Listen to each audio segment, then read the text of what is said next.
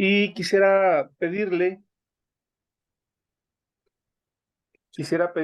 a nuestra hermana Tatiana, si es tan amable, de iniciar con una oración para comenzar con nuestra clase en esta noche.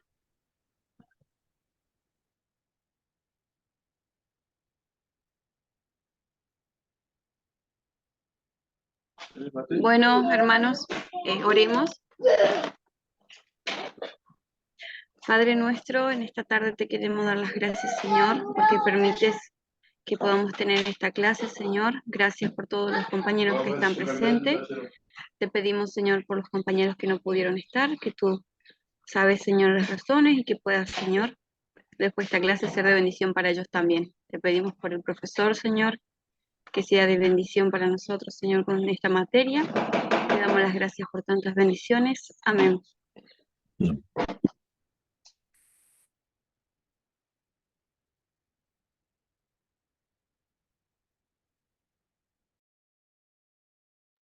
Bien, hermanos, muchas gracias, hermana Tatiana.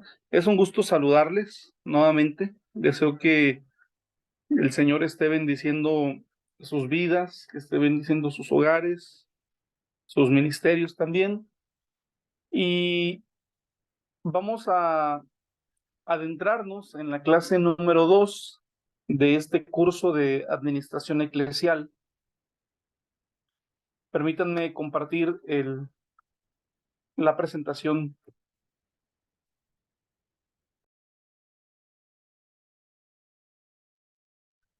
¿Me pueden confirmar si la pueden ver? Muy bien, muchas gracias.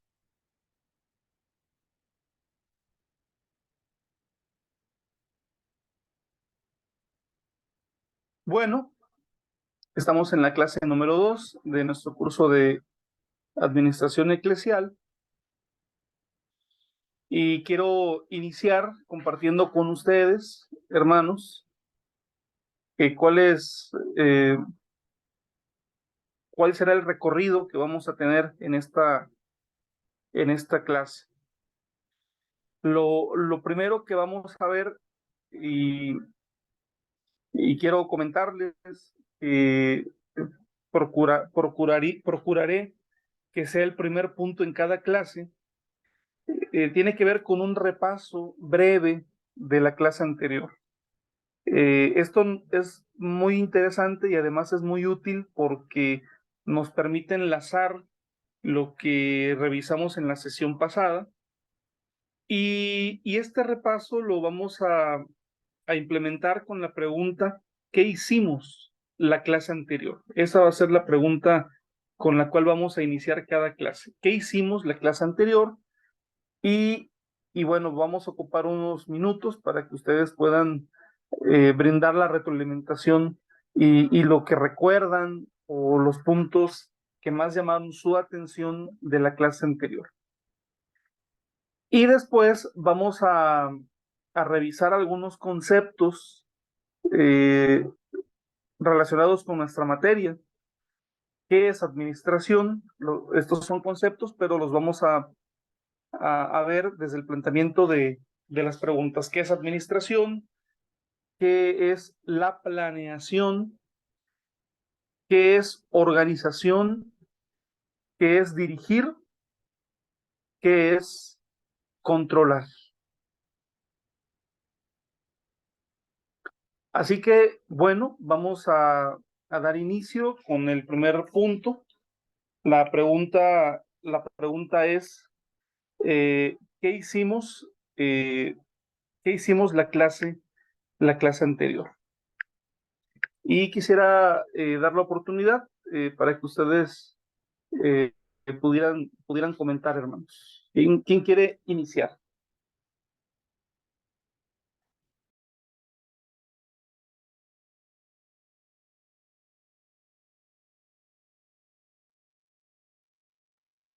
Adelante, hermano Manuel. Bueno, obviamente algo que me llamó mucho la atención y bueno, en la introducción, bueno, se vio primeramente todo el programa de la materia y después se vieron actitudes de la iglesia frente a a lo que llamamos la administración, ¿no? Y bueno, ahí pudimos revisar cosas negativas, de las cuales, bueno, se viven como propias, se las tienen como modelo, ¿no es cierto? Cosas que en realidad merecen ser revisadas y merecen ser tal vez modificadas en un proceso que lleva un tiempo, ¿no? Esa es una de las cosas que me llamó bastante la atención. No sé si, bueno, hasta ahí sería y no puedo seguir, pero... Muchas gracias, hermano Manuel. Agradezco mucho su retroalimentación. ¿Alguien más quiere comentarnos?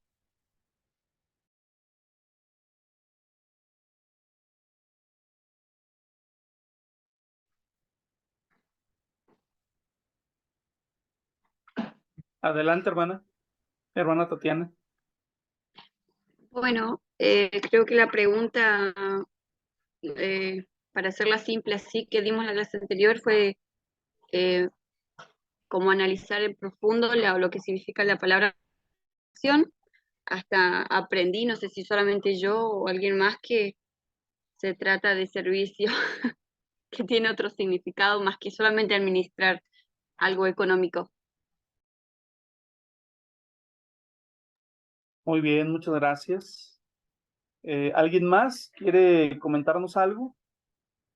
¿Qué fue lo que más llamó su atención de la clase anterior? Ujú.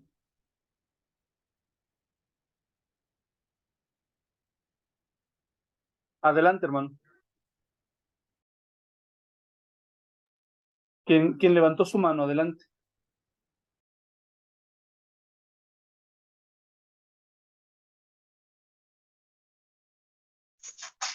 Algo que a mí me llamó la atención es que pues está la iglesia o quienes van al frente están conscientes de que la mayoría que adquirimos un cargo, vamos con un total desconocimiento sobre la importancia de ese cargo. Y que fue el punto 2, que dice hay desconocimiento sobre la mayordomía, porque por ejemplo, la tesorería es algo muy importante dentro de nuestra iglesia, y que pues muchos vamos así por amor al servicio, por amor a Dios, a nuestro Señor Jesús, pero que realmente no vamos preparados, vamos a ciegas sobre la responsabilidad tan grande que se adquiere cuando, bueno, yo creo que en todos los cargos, pero yo creo que este es muy importante dentro de nuestra iglesia porque se da, pues se habla a veces mal de quien funge en el cargo.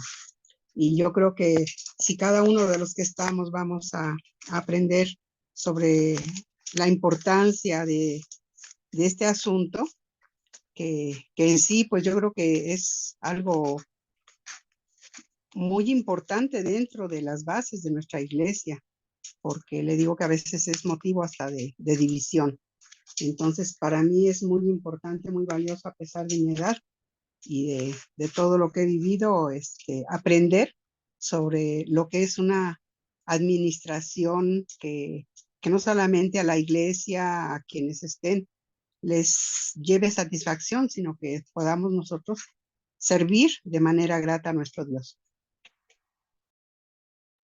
Muchas gracias, hermana Irma. Y bueno, pues qué importante es que nos llevemos estas reflexiones, que nos ayuden a tener una perspectiva renovada sobre el tema de la administración dentro de la iglesia. Bueno, muchas gracias. No sé si hay alguien más, hermanos, que quiera hacer un comentario adicional. Son bienvenidos. Adelante, hermano Manuel. Sí, adelante. No, a mí me llamó mucho la atención y me gustó, y creo que fue muy rico esto de que la administración ha estado siempre con nosotros desde el inicio, y es algo muy bueno considerarlo como algo para trabajar, ¿no? Y aún dentro de la iglesia y sobre todo en esto que entendimos también que somos mayordomos, somos administradores, no tenemos pertenencia en este mundo, sino que pasamos a ser administradores del Señor. Esto me gustó mucho, poder ver cómo la administración nos acompaña los procesos en las distintas etapas, edades, ¿no? A través de la historia. Fue muy rico para mí también. Y cómo nos sigue acompañando y Dios quiere que seamos fieles administradores. Estaba buscando el Salmo, no lo encontré, pero sí, el Señor desea eso de nosotros. Gracias. Muchas gracias, hermano, por su retroalimentación nuevamente. Bien, pues voy a compartir una vez más la presentación, hermanos. Y quiero iniciar con un diálogo que se encuentra en el libro a través del espejo de Lewis Carroll. Y bueno, el diálogo dice, Alicia pregunta, ¿qué camino debo de tomar? El gato le responde, eso depende del lugar hacia donde vayas. Y entonces Alicia replica, no sé para dónde voy. A lo cual el gato le responde, entonces no importa cuál camino debas tomar.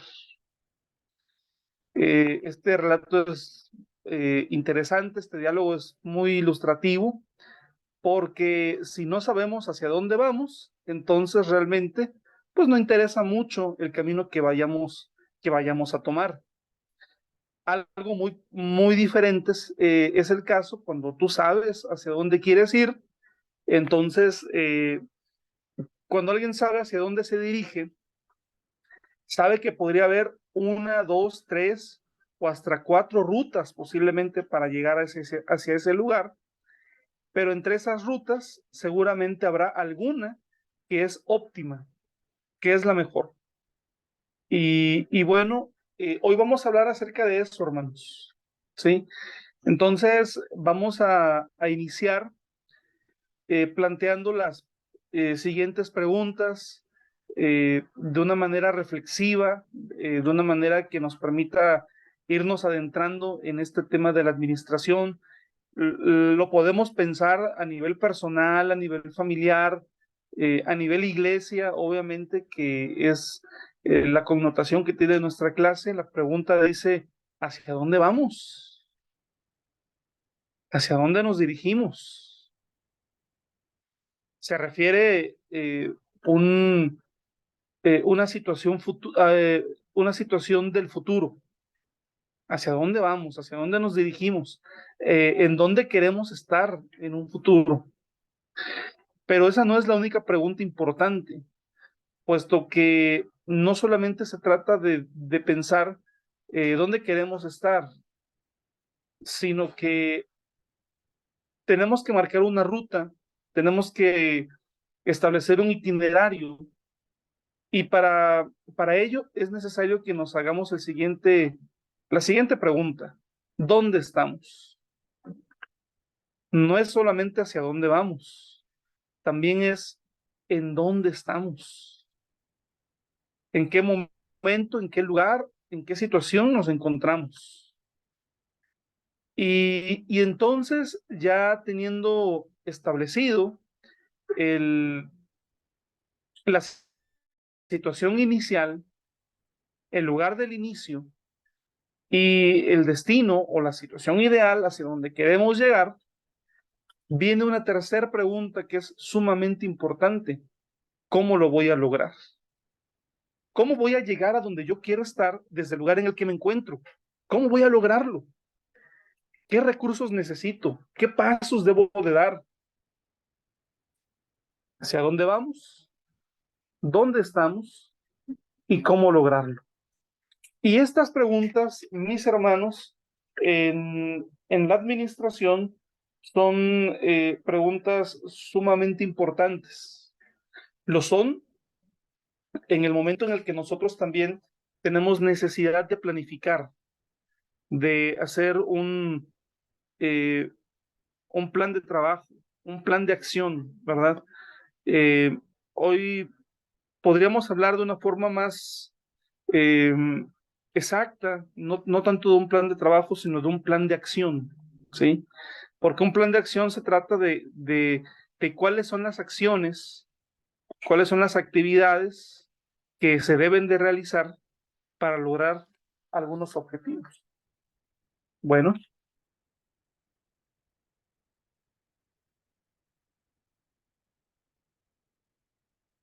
y seguimos reflexionando en estas preguntas. ¿Dónde estamos?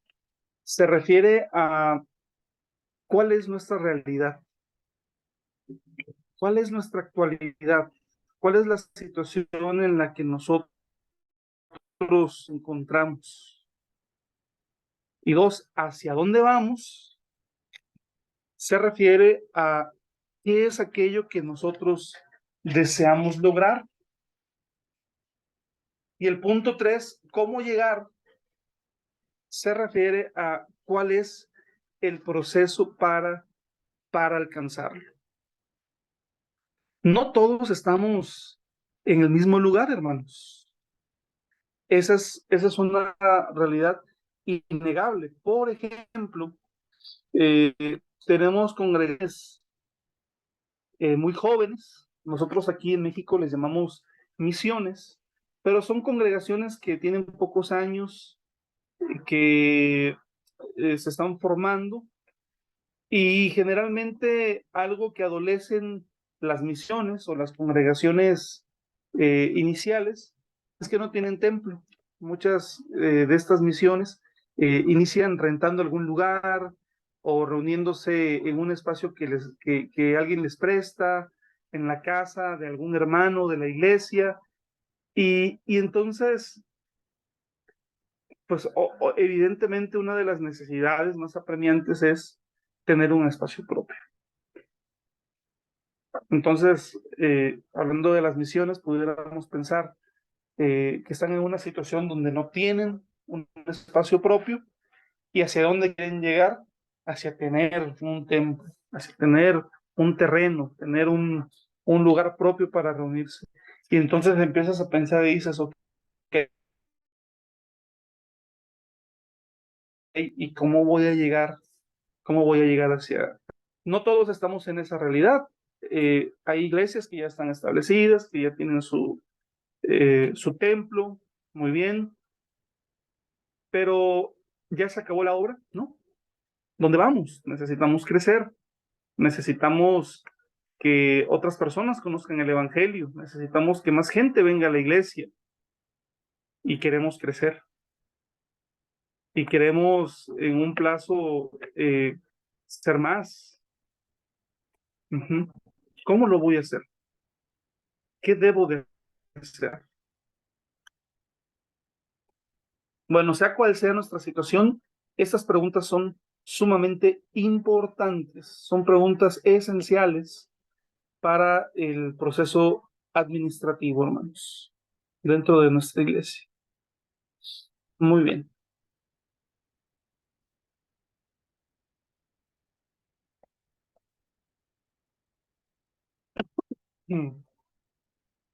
Vamos a adentrarnos en algunos conceptos, y evidentemente, pues el concepto básico que nosotros podemos trabajar, bueno, es el concepto de qué es administración. Ese es el primer concepto. ¿Qué es administración? Y a eso, hermanos, lo que podremos decir es lo siguiente. Administración es lograr un objetivo predeterminado mediante el esfuerzo propio y ajeno. Esa es la primera definición que vamos a revisar.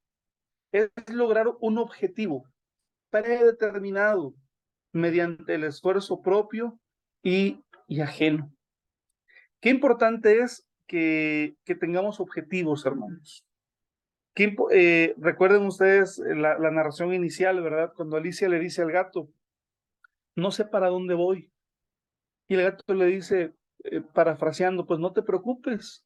Si no sabes para dónde vas, el camino no es importante. Pero si tienes un objetivo predeterminado, entonces eso quiere decir que sabes hacia dónde vas. Y generalmente, hermanos, cuando los objetivos son importantes, cuando los objetivos valen la pena, cuando los objetivos tienen que ver con el proyecto de Dios, nosotros tenemos que reconocer que nuestros esfuerzos son insuficientes. Nuestros esfuerzos son insuficientes. No podemos hacer solos la obra de Dios, no podemos hacer solos el trabajo del reino. Necesitamos hacerlo con otras personas. Por eso en esta definición se menciona atinadamente que el objetivo o los objetivos se logran a través del esfuerzo. El esfuerzo de uno mismo, pero también el esfuerzo de otras personas que han hecho suyos el objetivo ya predeterminado. John Maxwell, hermanos, un gurú del liderazgo norteamericano, él menciona la frase, si quieres hacer las cosas a tu gusto, hazlas tú solo, pero si quieres hacer cosas realmente importantes, tienes necesidad de otras personas. La siguiente definición de administraciones, que se trata de una actividad por la cual se obtienen determinados resultados a través del esfuerzo y la cooperación propia y de otros. Si pueden notar, no es exactamente la misma definición, sin embargo, encontramos elementos muy similares, muy similares. Para empezar, hay un énfasis en los resultados. La administración vale la pena, hermanos, en la medida que, por ejemplo, nos habla del esfuerzo y de la cooperación de uno mismo, pero también de otras personas. Es una definición, bueno, estas dos definiciones son muy parecidas una con la otra.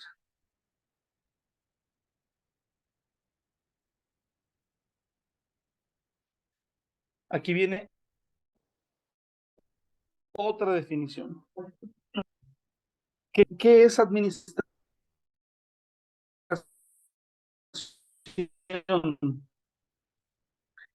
Que la administración se trata de un proceso que nos ayuda a lograr los objetivos de un grupo social mediante la adecuada coordinación y uso eficiente de los recursos y elaboración del esfuerzo propio y del esfuerzo de los otros.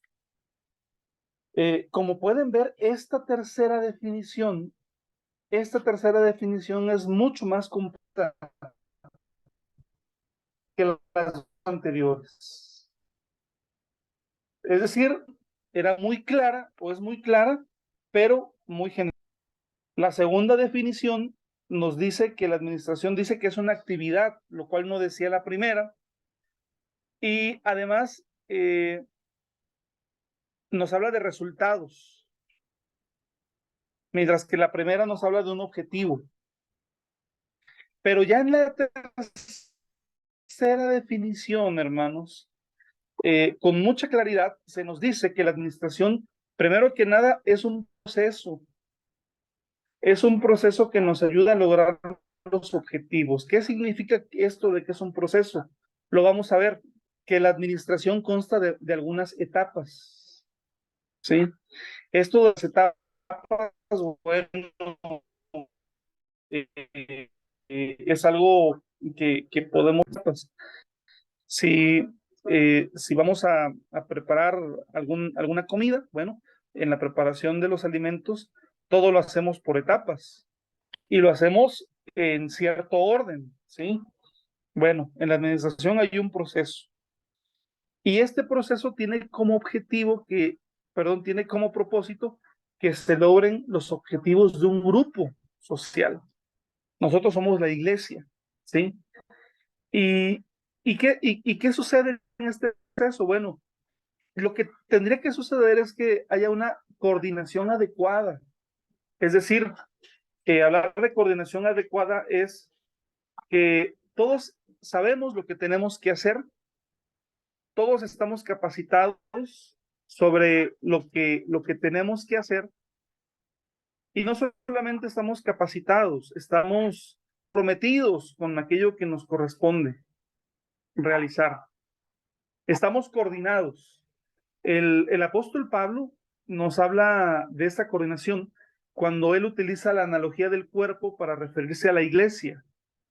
Y bueno, Pablo lo plantea. ¿Qué pasaría si todos fuéramos nariz o todos fuéramos ojo? No, no todos somos nariz y no todos somos ojo. El cuerpo está compuesto de diferentes órganos, la iglesia está compuesta de diferentes partes y todos tenemos algo que hacer. Y aún aquellos órganos que no son tan estimados, no significa que sean menos importantes. Todos somos importantes para Dios y en el trabajo de la iglesia. Así que hablamos de una coordinación, pero también hablamos de un uso eficiente de los recursos. No sé a qué suena a usted este tema del uso eficiente de los recursos, pero bueno, hoy en día con el tema del calentamiento global, con el tema tan terrible de la escasez de los recursos naturales, por ejemplo, hoy necesitamos ser muy cuidadosos con el manejo del agua. Muchas ciudades se están quedando sin, ¿sí? Así que hoy necesitamos ser muy cuidadosos con el uso que hacemos de, de esto tan especial y tan importante como lo es el agua, ¿sí? En fin, hablar de un uso eficiente es de no malgastar, de no sobrepasar lo que es adecuado en la utilización. Y después nos habla de la colaboración, del esfuerzo propio y de otros. Cuando hablamos de colaboración, esto es muy importante porque la colaboración es todo lo contrario a pensar únicamente en mi beneficio, en el beneficio personal. Cuando estamos dispuestos a colaborar es porque estamos dispuestos a pensar en el beneficio de otras personas, en el beneficio de los demás. Y, y así como en la colaboración es válido que alguien nos ayude para cumplir con nuestros objetivos, de una manera también importante, nosotros estaremos dispuestos a colaborar para que otros puedan cumplir con lo que les corresponde. Así que bueno, esta es una definición más completa todavía de la administración, porque es lograr objetivos o resultados, habla de coordinarse, habla de usar eficientemente los recursos y habla también de la colaboración del esfuerzo propio y del esfuerzo de otros, ¿sí?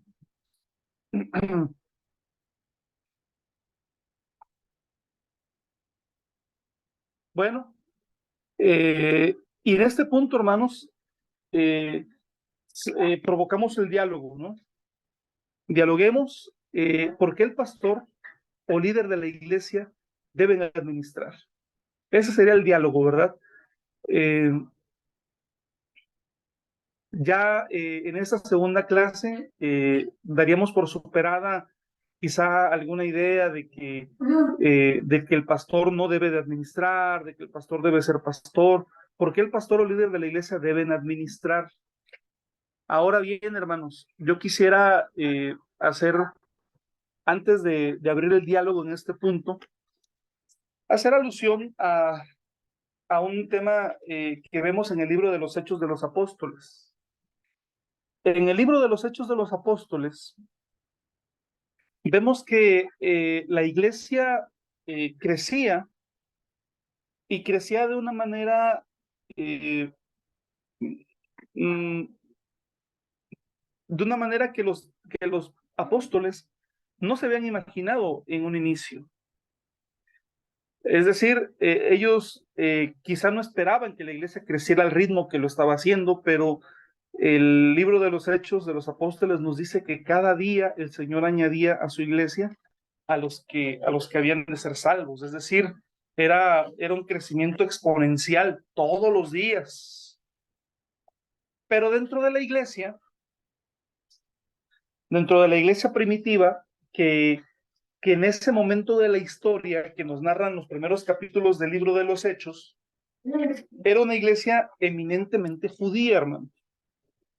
Era una iglesia judía, no era una iglesia con participación de los gentiles. Pero los judíos del primer siglo había mucha apertura religiosa, esa es la realidad. Y estos judíos que entran a la iglesia son una muestra de esa apertura religiosa, porque en el libro de los Hechos se habla de los griegos, ¿sí?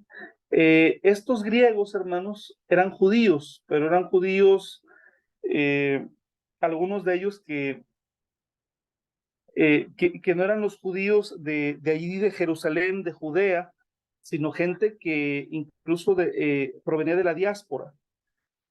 Y había ciertos conflictos. El libro de los Hechos narra, por ejemplo, que los griegos se quejaban, porque la iglesia asumió como una de sus funciones el velar por los desprotegidos, el velar por las viudas, ¿sí? Pero entonces en esa acción hubo diferencias, porque los griegos se quejaban de que las viudas dentro de ese grupo, ¿verdad?, de judíos, no eran tan bien atendidas como lo eran las viudas que provenían del grupo más conservador dentro de la iglesia. ¿Y quiénes eran los responsables de atender a las viudas en ese momento de la historia de la iglesia? Pues eran los apóstoles, hermanos, ¿sí?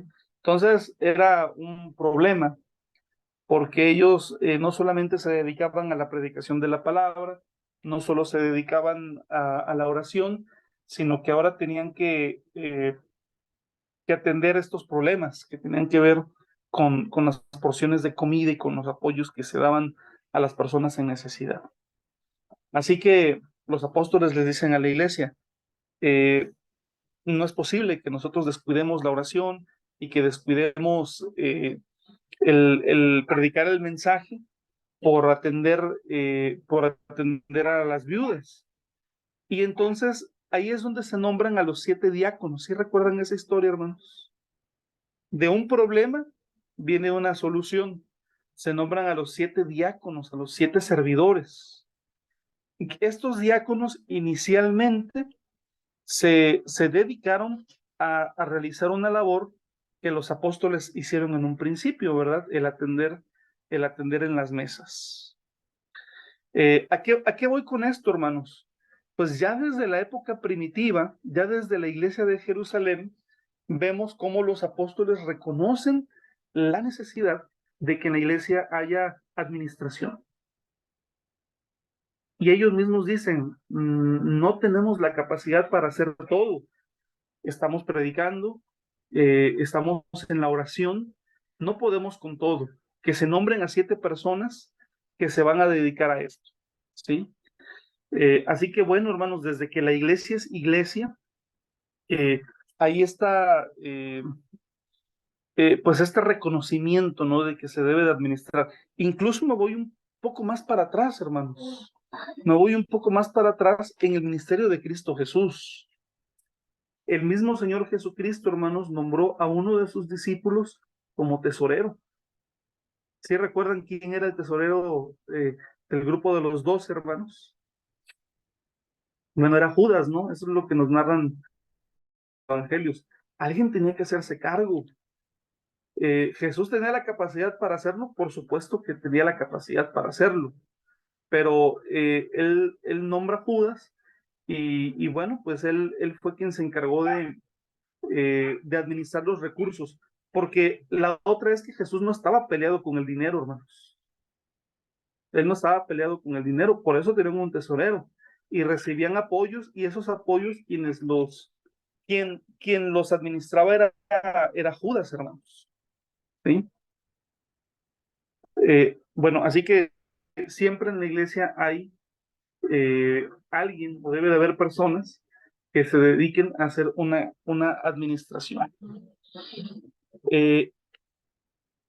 Ahora, ¿por qué el pastor o líder de la iglesia deben administrar?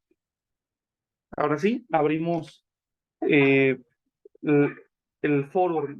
¿Por qué? O si usted piensa que no, ¿por qué no deben de administrar?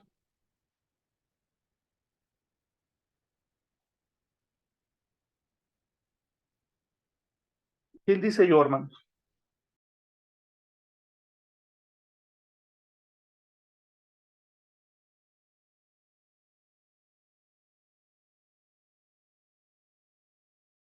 Adelante, mi hermano.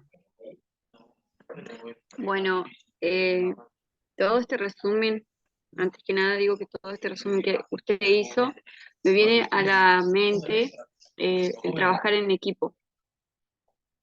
La palabra coordinar, en trabajar en equipo es muy difícil por los pensamientos o las ideas diferentes y como que es difícil administrar ahí nuestros pensamientos o nuestro pensar, hasta nuestras palabras es difícil a veces, porque a veces se dicen cosas que no pensamos, pero hieren a los demás. Y me viene a la mente todo eso de coordinar en equipo es difícil. Y con respecto a porque el pastor debe administrar, porque es importante que tengamos un líder, porque o sea, siempre hay uno que encabeza todo, siempre hay uno que apacigua todo, siempre hay uno que quiere mantener al grupo unido, entonces es importante, creo que es de suma importancia.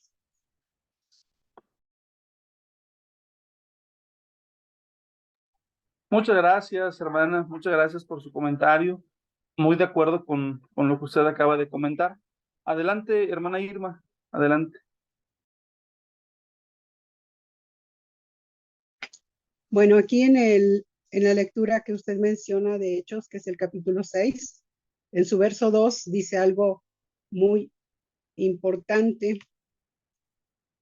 No, es el verso 3, dice: buscad pues, hermanos, de entre vosotros a 7 varones de buen testimonio, llenos del Espíritu Santo y de sabiduría, a quienes encarguemos este trabajo.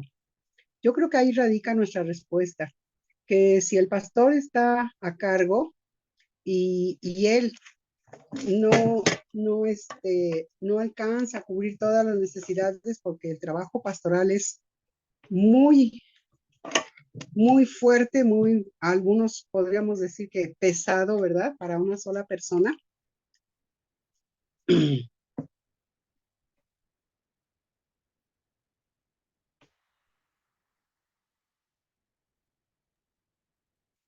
Creo que Dejamos de escuchar la hermana Irma. Un momentito la dejamos de escuchar. Ajá, lo que pasa es que se puso oscura la pantalla. Sí, bueno, decía que el cargo para el pastor, ministro, diácono es muy pesado, aparte de llevar toda la tarea de ministrar la palabra, de coordinar y todo lo demás. Sí es bueno que él esté a cargo, pero como dice aquí, buscar representantes, y yo creo es aquí donde nace el tesorero, ¿verdad? El que va a ir guardando, llevar un conteo y distribuir, pero en armonía y en acuerdo con el pastor, porque algo muy importante dice aquí: buscar varones de buen testimonio.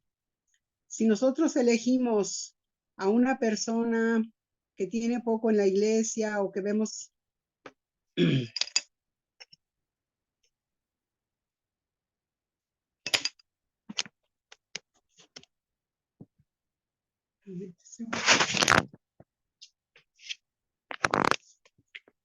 ¿Se borró otra vez? Sí, pero le estábamos escuchando, hermano. Bien, por eso guardé silencio porque dije, creo que otra vez, no sé si es mi señal Sí. o es allá. Bueno, decía yo que el testimonio de los hermanos es muy importante, no podemos poner como ayuda, aquí sería como en el matrimonio, una ayuda idónea a una persona que es inconstante, que pocas veces va a la iglesia y todas esas cosas, sino que a alguien que hace un compromiso, que hace ese pacto de amor con nuestro Dios y quiere servir de verdad a Dios y a la congregación. Gracias, mi hermano. Sí, gracias a usted, hermana. Gracias por su comentario. ¿De dónde nace la función del tesorero? Bueno, la función del tesorero es muy importante. Les platico brevemente y lo veremos más detalladamente cuando corresponda. Pero en los tiempos de Jesús, las sinagogas, y ustedes saben que en cada población había una sinagoga, estaban conformadas por dos líderes. El que en griego se le llama el archisinagogos, que se traduce como el principal de la sinagoga en nuestras versiones de la Biblia, en nuestras versiones del Nuevo Testamento. Por ejemplo, cuando leemos que Jairo se presenta ante Jesús y dice el texto bíblico que era el principal de la sinagoga, Jairo era el archisinagogos en aquel lugar. Y el archisinagogos era la figura como más parecida a lo que hoy conocemos en las iglesias, a la figura del pastor. Él era, por ejemplo, quien asignaba las lecturas en Shabbat a quienes habrían de participar. Era quien tenía de alguna manera la representación de la comunidad en un sentido religioso. Por eso era el principal. Pero había otro puesto, hermanos, dentro de la sinagoga, otro liderazgo, que era el del limosnero o el del tesorero. Y parece ser que ese era más importante, aunque era menos visible. Era más importante porque efectivamente era quien se encargaba de resguardar todas las contribuciones económicas, las limosnas, las ofrendas que los fieles entregaban en la sinagoga, e incluso, por ejemplo, las que llegaban de la diáspora, ¿verdad? Hacia las sinagogas dentro de Judea o de Galilea. Y este era el personaje más importante en la práctica, en las sinagogas, el tesorero. Cuando leemos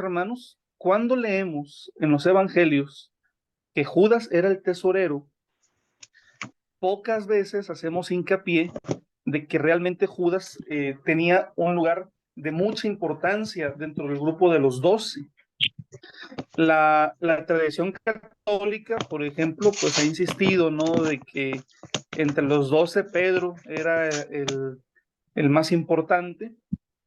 No, sabemos que no es así, esto es la tradición católica, pero poco se enfatiza, ¿verdad?, que en el caso de Judas, el hecho de ser el tesorero, dentro del contexto judío, lo ponía en un lugar de suma importancia entre los 12. Entonces, bueno, ya los judíos sabían acerca de esta función del tesorero, y las iglesias, por supuesto, desde que se empiezan a organizar, pues también empiezan a tener el manejo de los recursos económicos, y hay personas que tienen bajo su resguardo la economía de las iglesias. ¿Sí? Entonces, esto es interesante y es bueno que lo veamos en ese sentido. Hermano Manuel, adelante. Sí, gracias. No, me quedé pensando mucho, cuando hablamos de administración, generalmente se nos viene a la mente, acá tenemos una comisión administrativa en la iglesia y enseguida vamos hacia allí, ¿no? Y la pregunta me gustó esta: ¿por qué el pastor debe administrar? Y me gusta esta connotación que estamos viendo, que el pastor lo debe hacer porque tiene una cantidad de recursos importante, y ahí entran los recursos humanos, que son, creo que, lo más valioso que tiene, y aparte tiene los recursos económicos que casi pasarían a ser secundarios, creo, en este caso, pero importantes también, ¿no es cierto?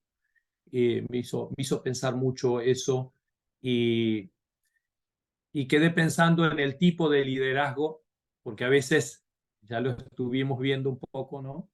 Que de pronto, eh, cuando somos administradores, no somos dueños de la Grey, ¿no? Que es un poco creo que ya lo estuvimos viendo. Así que me gustó esta mirada, y esta pregunta me hizo pensar mucho. Gracias. Sí, gracias, hermano. Y bueno, claro, los pastores debemos de administrar. De hecho, lo hacemos. Ya lo hacemos por el hecho de ser pastores. Más bien, me parece que tendríamos que asumir un compromiso, ¿no? De convertirnos en administradores eficientes, porque estamos administrando los recursos, los recursos de Dios. Eso es lo que tendríamos que hacer, ¿no? Recientemente vi una película, hermanos, de 1956. La película se llama Giant, Gigante, y es una película, no se las voy a contar toda, pero les voy a decir algo que me llamó la atención. La protagonista de esa película es Elizabeth Taylor, un mito de Hollywood, y habla, entre otras cosas, de la relación que había a principios del siglo XX entre los habitantes de Texas, norteamericanos, y los mexicanos, que siempre ha habido muchos mexicanos en esa parte de Estados Unidos, porque originalmente varios estados, incluyendo Texas y California, pues eran de México. ¿Y cómo era esa relación, no? Entre los mexicanos y los norteamericanos? Pero también la película habla un poco de cómo fue esa transición cuando empiezan a escarbar y, y empiezan a brotar pozos petroleros en ese lugar, ¿no? Cómo cómo los tejanos en aquel entonces fueron como los árabes después, ¿no? Que de ser ganaderos se convirtieron en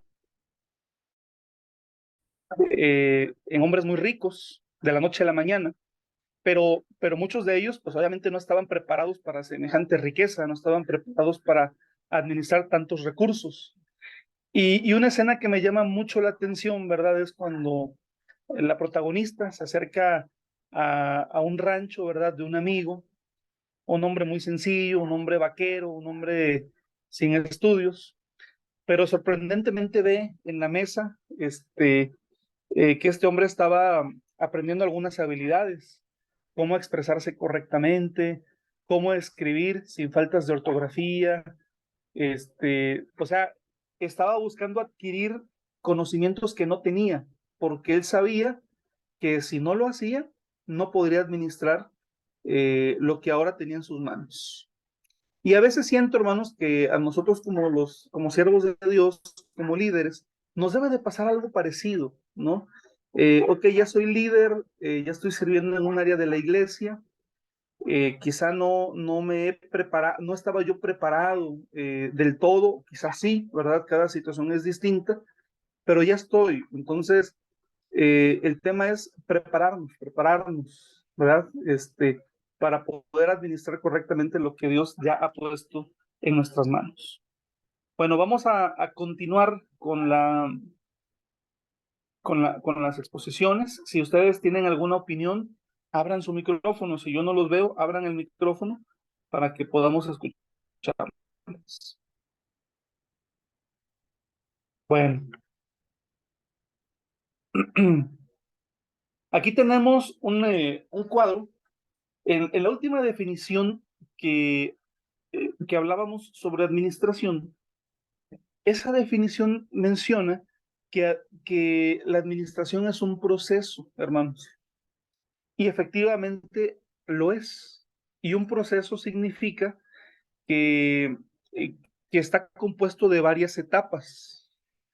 En el caso de la administración, el proceso administrativo está compuesto básicamente, que son las que ustedes pueden ver en la parte izquierda de su diapositiva. Ahí ustedes van a ver una figura dividida en 4 y el proceso se establece así como lo tenemos planteado en la diapositiva, en contra de las manecillas del reloj. ¿Sí? Es decir, la primera etapa del proceso es la planeación. Esa es la primera etapa. Por ahí vamos a empezar. La segunda etapa del proceso es la organización. La tercera etapa es la dirección. Y la cuarta etapa del proceso es el control. A esto se le llama el proceso administrativo. Es en este orden: planeación, organización, dirección y control.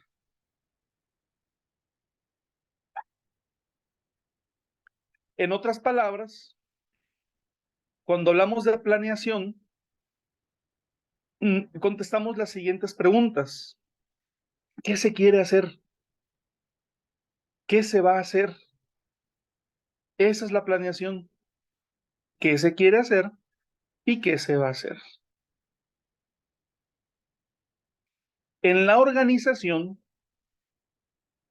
la pregunta es, ¿cómo se va a hacer? Ya sabemos qué, pero ahora vamos a ver cómo.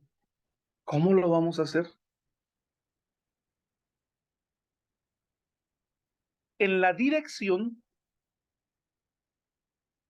se trata de ver que se haga. Ahí entra el tema de la supervisión. Y en la última etapa del proceso, que es el control, la pregunta es, ¿cómo se ha hecho?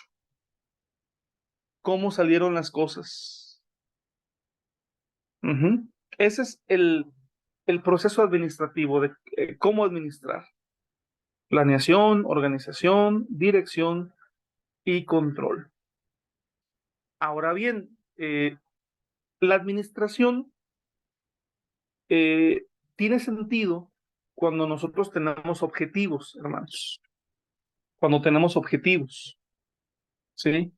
¿Cuál es el objetivo de la administración? Eh, Tienen que ser objetivos medibles, tienen que ser objetivos realistas también, hermanos, pero definitivamente tienen que ser objetivos más allá de nuestras fuerzas, porque de esa manera nosotros vamos a necesitar no solamente el esfuerzo humano, sino que vamos a necesitar y vamos a requerir de la acción divina. Es la acción divina quien nos dirige, es nuestro esfuerzo y todo en pos de conseguir los objetivos.